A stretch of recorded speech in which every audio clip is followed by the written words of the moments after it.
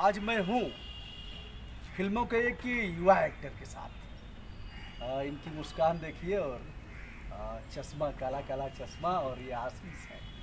आशीष मुंबई में रहते हैं और दर्जनों 60 फिल्मों को इन्होंने किया है। कई फिल्में काफ़ी चर्चित हुई, कई अवार्ड भी मिले हैं। और ये है मूल रूप से वाराणसी के। वाराणसी के नाम पर मुस्कुराहट कुछ आ जाए चेहरे पर, नहीं। वाराणसी इस समय देश का प्राण तत्व है। आशीष, सबसे पहले तो मैं यह जानना चाहूँगा कि वाराणसी में क्या संभावनाएं हैं इसकी फिल्मों की। एक छोटा सा प्रश्न, उसके बाद चलेंगे आगे। वाराणसी में फिल्मों की संभावना बहुत है, क्योंकि वाराणसी एक ऐसा प्लेस है जहाँ पे काफ़ी कल्चर दिखते हैं। और बनारस का कल्चर एक अलग ही कल्चर है। पूरे देश में देखा जाए तो बनारस का जो ट्रेंड है, जो कल्चर है, बहुत अलग है। और लोग अभी इसको फॉलो भी कर रहे हैं। काफ़ी वेब सीरीज़ भी इसकी बनी है, रत्नांचल वगैरह काफ़ी सारी है जो बनारस में आकर के शूट होती है। तो बनारस तो बहुत ही ग्रो कर रहा है। यहाँ के घाटों पर कुछ करने की इच्छा है, जैसे 84-80 से अधिक घाट है यहाँ। 80 घाट भी है, इसका मतलब 80 नदी वहाँ मिलती है या फिर 80 से अधिक घाट हैं। तो कुछ इच्छा है यहाँ, जैसे गंगा है, बाबा विश्वनाथ हैं, और यहाँ प्रधानमंत्री जी का संसदीय क्षेत्र भी है, दोबारा चुने गए हैं।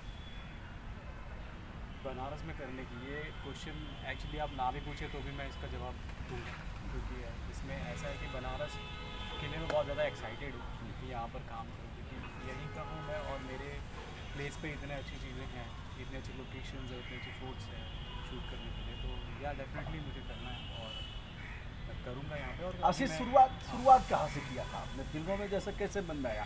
आपका बैकग्राउंड तो इस तरह का है नहीं कि फिल्म स्टडी में कोई रहा हो और कोई इस तरह का। मुझे याद है कि मैं स्कूल में परफॉर्मेंस करते करते किसी मुझे बोलते थे कि आप अच्छा कर रहे हो और करो। मैंने मॉडलिंग के लिए स्टार्टअप किया था ना, फोटो शूट्स वगैरह करता था। पहले मैं हॉर्लिक्स का मॉडल रह चुका हूँ। उसके बाद मैंने ज़ारा के लिए काम किया, रेमंड के लिए काम किया। फिर ऑडिशन देता था, काफ़ी ऑडिशन दिए हैं। ऑडिशन के बाद पहला ऑफ़र आया, ना ऐड मिला ना सीरियल मिला तो कुछ अलग शॉर्ट फिल्म मिली। तो शॉर्ट फिल्म जब मिली तो ऐसा लगा कि ये शॉर्ट फिल्म क्या होता है, कुछ आइडिया नहीं था। फिर भी कर लिया शॉर्ट फिल्म, और वो करने के बाद एक अलग सा ही हो गया, अवार्ड मिलने लगे उसे। उसके बाद लोग मुझे कॉल करने लगे, कहने के लिए शॉर्ट फिल्म करो। शॉर्ट फिल्म करते करते दर्जनों शॉर्ट फिल्म कर लिया मैं आज तक। और चलन स्टार्ट ऐसे ही हुआ था कि किसी से कॉल आया कि आप शॉर्ट फिल्म करोगे। मैंने कहा शॉर्ट फिल्म होता क्या है? तो इन्होंने कहा कि this is a short story, उस पर आपको काम करना है। मैंने कहा ठीक है, मेरे लिए तो पहली अपॉर्चुनिटी है, कुछ भी हो करना है, एक्टर हूँ तो कुछ भी करना है। तो मैंने वहाँ से स्टार्टअप किया और ये तकरीबन 2015 की बात है। जी। तो तब से शुरू है लगातार। जी, तब से कंटिन्यूशन है। और आज आपने कोई ऐसी शॉर्ट फिल्म, लघु फिल्म जो काफ़ी चर्चित हुई हो और आपको कुछ उसमें अवार्ड मिले हों? मेरी लगभग काफ़ी शॉर्ट फिल्म है जो बहुत चर्चित है। जैसे आप सुशीला को देखिए, वो ट्रांसजेंडर की स्टोरी है, उसका मैंने लीड किया हुआ है। अच्छा। उसके बाद में आप RIP ह्यूमैनिटी को देखिए। RIP ह्यूमैनिटी तो आज के करंट सिचुएशन को बहुत ज़्यादा कैच करती है, क्योंकि लोग सुसाइड कर रहे हैं, काफ़ी सारी चीज़ें कर रहे हैं। तो उस पर आधारित वो शॉर्ट फिल्म है। उसके बाद में आप बैगर को देखिए। बैगर एक रैकेट पे शॉर्ट फिल्म है, वो भी काफ़ी हार्ट टचिंग है। बैगर है। उसके बाद डोंट वेट टू लॉन्ग है। ये काफ़ी शॉर्ट फिल्म है जिन्होंने मुझे काफ़ी बात सुसाइड की हुई, लोग निराश हताश होकर के आप किसी भय के मारे, डर के मारे, अथवा फिर मुकाम हासिल न कर पाते हों, ऐसे तमाम कारण होते आत्महत्या के लिए। तो फिल्म जगत में क्यों ऐसा हो रहा है? अभी सुशांत सिंह राजपूत का मामला, CBI जांच उसकी हो रही है, क्या है? जैसे ऐसे में क्या लगता है कि युवा वर्ग क्यों ऐसा करता है? सुशांत के पास तो सब कुछ था, दुनिया की सारी चीज़ें थी, शोहरत थी, पैसा था। जैसे युवा वर्ग क्यों ऐसा कर रहा है? जैसे अगर आपकी उम्र का माना जाए तो क्यों ऐसा, क्यों हताश निराश होकर के ऐसा निर्णय ले रहे हैं? क्या संदेश, क्या देना चाह रहे हो आप? देखिए, इसका अभी तो कोई खुलासा नहीं हुआ है, तो मैं इस पर विशेष बात नहीं करूँगा, इन डेप्थ बात नहीं करूँगा। लेकिन मैं ये बताऊँगा कि लोग जो भी सुसाइड कर रहे हैं वो उनका मेंटल स्टेज है। और अगर जो युवा मुझे सुन रहे हैं, जो देख रहे हैं, युवा ही नहीं, जो भी लोग मुझे सुन रहे हैं, देख रहे हैं, उनको मैं यही कहूँगा कि आप आत्महत्या मत करिए। क्योंकि आत्महत्या कोई सॉल्यूशन नहीं है। अगर आप किसी प्रॉब्लम में हैं, कहीं से आपको कोई हरासमेंट मिल रही है या कुछ मिल रहा है आपको, तो आप उसको अपने करीबी लोगों को बताओ, जिस पे आपको ट्रस्ट हो, जो जैसा लगता हो कि उनसे कुछ सॉल्यूशन निकल पाएगा। आप उनके पास जाइए। और आप सुसाइड करके कुछ नहीं कर सकते। सुसाइड के बाद आपकी स्टोरी जो लाइफ की फ़ाइल है वो बंद हो जाएगी। उसके बाद कोई ओपन नहीं करने वाला। और ये देश है, यहाँ पे रोज़ नए टॉपिक्स आते हैं। तो मैं आपको यही बोलूँ कि आप अपने जो भी चीज़ों में हैं आप उसके लिए लड़िए और उस पर अमल हासिल कीजिए कि उसका कुछ सही सॉल्यूशन निकल पाए। जिंदा दिली के साथ काम करना है, सकारात्मक कॉन्फिडेंटली काम करिए, सकारात्मक सोच विकसित करना है। Yes, आशीष, positive mind. सिने जगत के अभिनेताओं में किसको पसंद करते हो सबसे अधिक? मैं अक्षय कुमार जी को पसंद करता हूँ। कारण? क्योंकि वो बहुत एक्टिव हैं और उनका जो परफॉर्मिंग लेवल है वो बहुत अलग है और वो एक नॉर्मल लाइफ में भी बहुत अलग है। तो कोई नॉन बैकग्राउंडेड है इंडस्ट्री में, तो उनका बैकग्राउंड नहीं है, उन्होंने जो भी हासिल किया वो खुद से किया। तो चलो अब बात अभिनेत्रियों की आती है, उनमें किसको पसंद करते हो? अभिनेत्री में मुझे दीपिका पादुकोण जी बहुत पसंद है। कारण इसका क्या है? क्योंकि वो बहुत खूबसूरत है, उनका परफॉर्मिंग लेवल बहुत अच्छा है और जब भी वो परफॉर्म करती है तो ऑडियंस उनके परफॉर्मेंस पे इन्वॉल्व हो जाता है और मैं भी काफ़ी ज़्यादा खो जाता हूँ। आशीष एक्टर भी हैं और सिंगर भी हैं, कुछ गा भी लेते हैं, कुछ गुनगुना लेते हो आप? जी, मैं सिंगर तो नहीं हूँ, लेकिन चलो हाँ, एक कुछ लाइन गुनगुना सकता हूँ। हो जाए, एक लाइन हो जाए। मेरा भी अपकमिंग सॉन्ग है, मैं उसकी एक लाइन गुनगुना देता हूँ आपके लिए। कैसे हुआ ये सब मुझको पता नहीं, बातों में कुछ भी तेरे सिवा नहीं, तू जो मिला मुझे अब लगता नया, मुझे सब ख्वाहिशें बनी रही है अब भी थोड़ा और धीमी सी बरसात में चल के हाथों में तेरा हाथ लेके जी रहा हूँ अब मैं थोड़ा और। बहुत सुंदर, बहुत सुंदर। आपने देखा आशीष अच्छे गायक कलाकार भी हैं। कभी भोजपुरी से पाला पड़ा है कि नहीं? मुंबई में ही रह गए हो, भोजपुरी तो वहाँ चलती नहीं, भोजपुरी से और शिक्षा दीक्षा तो तुम्हारी वहीं हुई है सब। जी भोजपुरी से पाला तो नहीं पड़ा है, लेकिन चाहते हो भोजपुरी जहन में उतरे एक बार?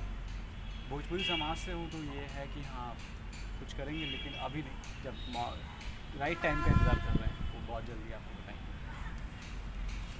अंतिम सवाल आशीष यह है कि बाबर चाहता है चकाचौंध की दुनिया में जाना, और माया नगरी चकाचौंध की दुनिया है, और माया नगरी में पहुंचना, उस चौकट तक पहुंचना, उस दरवाजे तक पहुंचना टेढ़ी चीज़ है, आदमी पहुंच नहीं पाएगा।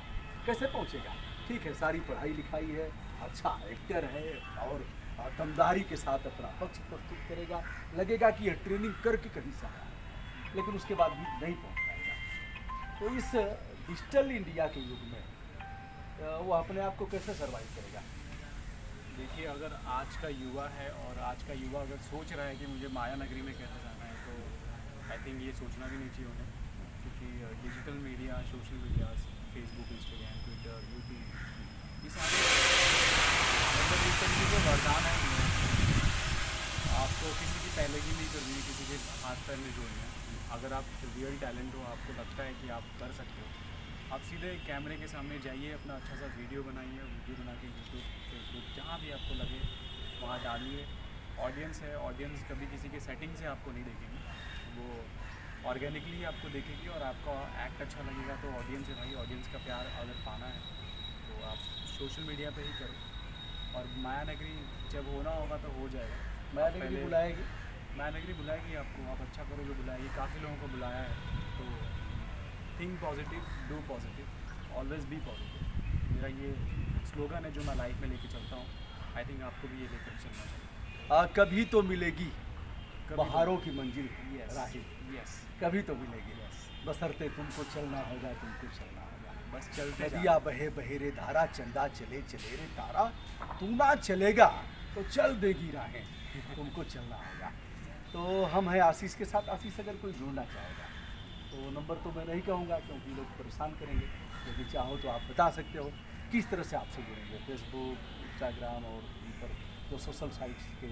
मैं फेसबुक और इंस्टाग्राम पे काफ़ी एक्टिव हूँ, ट्विटर पे भी एक्टिव किस हूँ। नाम से? मेरा यूज़र नेम है आयाशीष सोनकर, फेसबुक पे भी और यूट्यूब पे भी। आई आई आशीष सोन। आई आशीष सोनकर। यस, आप वहाँ पे मुझे व्हाट्सअप कर सकते हैं या फिर इंस्टाग्राम पे आ सकते हैं, व्हाट्सअप तो नहीं, लेकिन आप इंस्टाग्राम पे मुझे पिंग कर सकते हैं, फेसबुक पे पिंग कर सकते हैं। कोई चैनल भी है आपका? और मेरा चैनल नहीं है अभी तक, शुरू करने की इच्छा है? शुरू करने की मैं अभी तक तो इंडिपेंडेंटली काम कर रहा हूँ, जो मुझे बुलाता है उसके लिए। आशीष यह पता नहीं गरीबी आ गई है क्या है बेटा, ये समझ में मेरे नहीं आ रहा है। यह यहाँ पिता बच्चों को देखता हूँ कि पुरानी उम्र का व्यक्ति हूँ, तो यह सब समझ में क्या है रीजन? गरीबी है या कोई फैशन है, इसको क्या बोलते हैं? ये आई थिंक युवा पीढ़ी को बहुत अच्छी तरीके से पता है कि ये क्या चीज़ है, तो ये चीज़ ना आप कमेंट में करके बताना सर को कि क्या है। मैं ऐसे नहीं बताऊंगा, युवा पीढ़ी आपको बताएगी। मुझे कभी कभी लगता है यार अच्छा खासा कपड़ा है और फिर यही फाड़ने का क्या मतलब है घुटने के पास, या फिर युवा पीढ़ी घुटना टेकने में उसको दिक्कत होती है, तम करके खड़ा रहना नहीं आता है, क्या है? What is reason? रीज़न युवा पीढ़ी को वही लोग ही बताएंगे, वही आपको कमेंट में बताएंगे। बेचारा इतना अच्छा एक्टर नहीं। हमारी संपूर्ण शुभकामनाएं आशीष के लिए, और आशीष आगे बढ़ो, और भी जो युवा वर्ग के लोग हैं करना चाहते हैं उन्हें भी इस क्षेत्र में करने की आवश्यकता है। अगर प्रतिभा है, आपको अच्छा गाना आता है तो अच्छा आप कर सकते हैं, अच्छा डांस आता है वह भी अच्छा डायलॉग बोलने आता है वह भी अच्छा, आप मैथ अंग्रेजी और साइंस पढ़ाते हैं तो उसे भी कर सकते हैं। सीमित संसाधनों में यह काम किए जा सकते हैं। देखिए, आप किसी भी सेक्टर में हो, ऐसा ज़रूरी नहीं है कि आप एक्टिंग में हो, तो किसी भी सेक्टर में हो आप अपना 100% देना सीखो और आप उसमें इन्वॉल्व होकर के करो। डेफिनेटली आपने मेहनत की है तो आपको रिजल्ट मिलेगा। और ऐसा ही नहीं है कि आप एक्टिंग में हो, आप चाहे डॉक्टर हो, इंजीनियर हो या कुछ भी हो, आप उसमें 100% हो, डेफिनेटली आपको सफलता मिलेगी। और ये चलन है, होगा आपके साथ भी। परिवार का योगदान बताओ, मम्मी पापा क्या मतलब, जैसे गए तब से और अब तक उन लोगों का योगदान कैसा है? ऐसा नहीं सोचते ना कि कहाँ से कौन सा काम शुरू कर दिया, कोई काम बात करवा लेंगे और दिन भर वही नशा, वही एक्टिंग, वही सब। पहले ऐसा होता था जब मैं कुछ नहीं करता था और इन्वॉल्वमेंट होता था, ऑडिशन देता था, लोगों से मिलता था, मीटिंग्स करता था, और फैमिली मेरी सोचती थी पता नहीं कहाँ जाता है और कहाँ क्या करता है।